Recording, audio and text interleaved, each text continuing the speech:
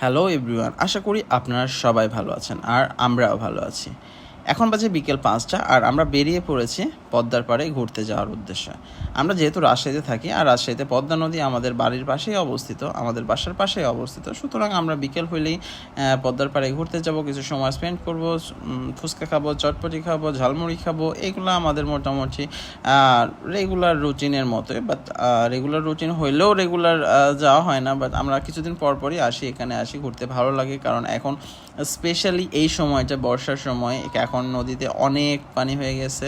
So এই সময়টা পদ্মার পাড়ে ঘুরতে খুবই ভালো লাগে, কারণ এখানে এসে দেখা যায় অনেক মানুষ নৌকা নিয়ে নদীতে ঘুরতেছে, অনেক মানুষ মাছ ধরতেছে। সো এই জিনিসগুলো খুবই অ্যাট্রাকটিভ। সো আমরা বিকেল হলেই বেরিয়ে পড়ি ঘুরতে, পদ্মার পাড়ে ঘুরতে যাওয়ার জন্য আর কি। সো আজকেও ঠিক ব্যতিক্রম নয়, আজকেও চলে আসছি। আপনারা দেখতে পাচ্ছেন সব নৌকা নিয়ে ঘুরতেছে নদীর মধ্যে। এইদিকে চর ছিল, ওই যে মাঝখানে গাছগুলো দেখা যাচ্ছে, ওগুলা কাশবন টাইপের, ওগুলা দেখা যাচ্ছিল, ওগুলা চরগুলো এবার ডুবে গেছে, নদীতে অনেক পানি চলে আসছে। সো যার কারণে আমরা দেখতে আসছি। আর একদম নদীর পাশে আমরা যেখানে আছি, এই জায়গাটাকে মন্নুজান বলে। এই জায়গাতে নজরুলের মুরাল আছে, কাজী নজরুল ইসলামের মুরাল আছে, প্লাস এখানে একটা খেলার মাঠের মতো আছে। আর ঠিক এখানে ঝালমুড়ি বিক্রি করতেছিল, তো আমরা ঝালমুড়ি এখান থেকে নিচ্ছিলাম। এখান থেকে ঝালমুড়ি নিব, ওরা বলতেছিল, আমার ওয়াইফরা বলতেছিল ঝালমুড়ি খাবে। সো ঝালমুড়ি অর্ডার দিলাম এখানে, ওরা ঝালমুড়ি দিচ্ছে। তো এখান থেকে ঝালমুড়ি খেয়ে আমরা পার হব। এখানে একটা ব্রিজ তৈরির কাজ চলতেছে। এই ব্রিজ থেকে এই নদীর পাড়টা পদ্মা গার্ডেন মূলত অনেক বড় একটা এরিয়া।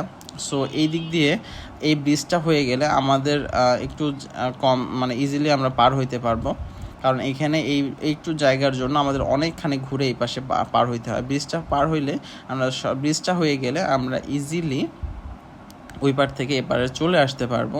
এটাও ঠিক একই সাইড, পর্দার ডান পাশে। এই পাশে আমরা এই পাশে অনেক রেস্টুরেন্ট আছে, প্লাস এখানে ফুচকা চটপটির অনেক দোকান আছে, এখানে অনেক রকমের খাবার দাবার পাওয়া যায়।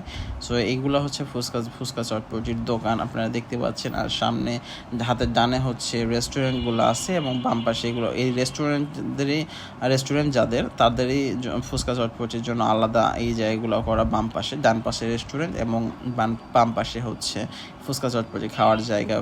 এখানে বসে আপনারা রেস্টুরেন্টের খাবারগুলো খাইতে পারবেন, বাইরে বসে, নদীর পাড়ে বসে।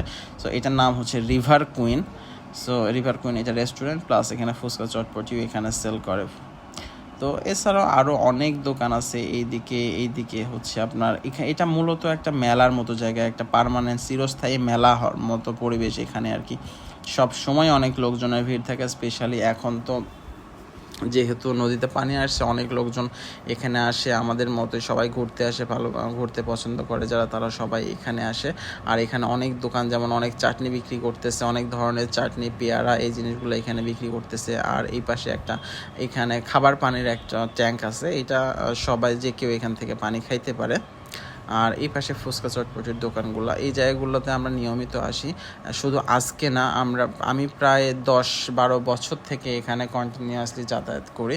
এই জায়গাগুলো এত ভিড় হইতো না আগে, এখন একটু বেশি ভিড় হয়, কারণ লোকজন এখন শৌখিন হয়ে গেছে, বেড়াইতে পছন্দ করে। আর এই মুহূর্তে যে জায়গাটাতে বসে আছি, এই জায়গাটাতে আমরা সব সময় বসতাম, অনেক পুরাতন স্মৃতি জড়িয়ে আছে এই জায়গাটার সঙ্গে আমরা যেখানে বসি এই জায়গাটাতে একটা খেলনার দোকান, এই একটা মুরব্বী চাচা, উনি এখানে বসে কিছু অনেক আগে থেকে, আমরা 8-10 বছর থেকে দেখি ওনাকে বসে অল্প কিছু খেলনা নিয়ে বসে থাকে, এবং তার খেলনা অনেক পরিমাণ সেল হয়, কারণ বাচ্চা কাচ্চারা ওখান থেকে খেলনা টেলনা কিনে নিয়ে। এই যে আমার বাবুটাও আজকে জেদ করতেছিল যে ওকে ওই বাবলস কিনে দিতে হবে, বাবলস খুবই পছন্দ করে।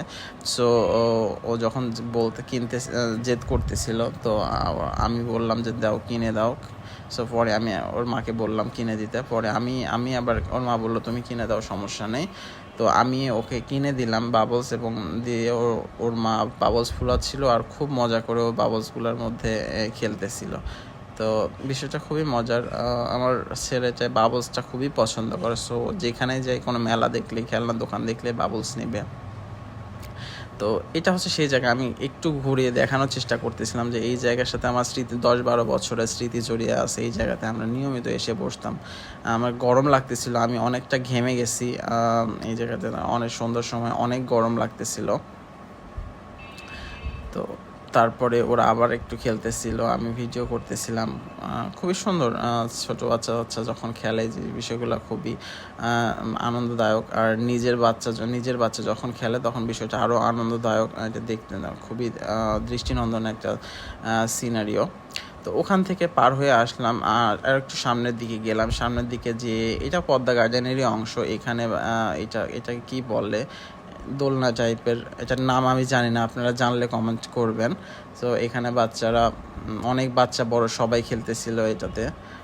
আমরা যাই নাই, আমার বাচ্চা যেহেতু অনেক ছোট, সুতরাং ও এগুলোতে উঠতে পারবে না, ওই জন্য ওকে নিয়ে যায় না। এর আশেপাশে আরও বড় বড় অনেক খেলনার দোকান আছে। এই এলাকাগুলো আমি এর আগেও বলছি যে এই জায়গাটা অনেকটাই মেলার মতো, পার্মানেন্ট মেলার মতো। এখানে সব সময় এই টাইপের লোকজনের ভিড় থাকে, খেলনার দোকান, খাবার দাবারের দোকান, একটা খুবই ভালো একটা পরিবেশ। তো ওখান থেকে পার হয়ে, এটাও পদ্মা গার্ডেনের অংশ। এখানে একটা এই যে ট্রেন, বাচ্চাদের ছোট খেলনা ট্রেন জাতীয় একটা ট্রেনের ব্যবস্থা আছে, একটা রাইড, এটাতে উঠছিল। আমি আবারও বলতেছি যে আমার বাচ্চা ছোটোর জন্য আমরা এই রাইডগুলোতে উঠি না। যাই হোক, আমরা দেখতেছিলাম, আমার বাচ্চাকে দেখাচ্ছিলাম যাতে ওর একটু সাহস হয়, ও দেখে শিখতে পারে। তো ঠিক আছে, আজকের ভিডিও এখান পর্যন্তই। আর দেখা হবে, কথা হবে আপনাদের সঙ্গে নেক্সট কোনো ভিডিওতে। ভালো থাকবেন, টাটা।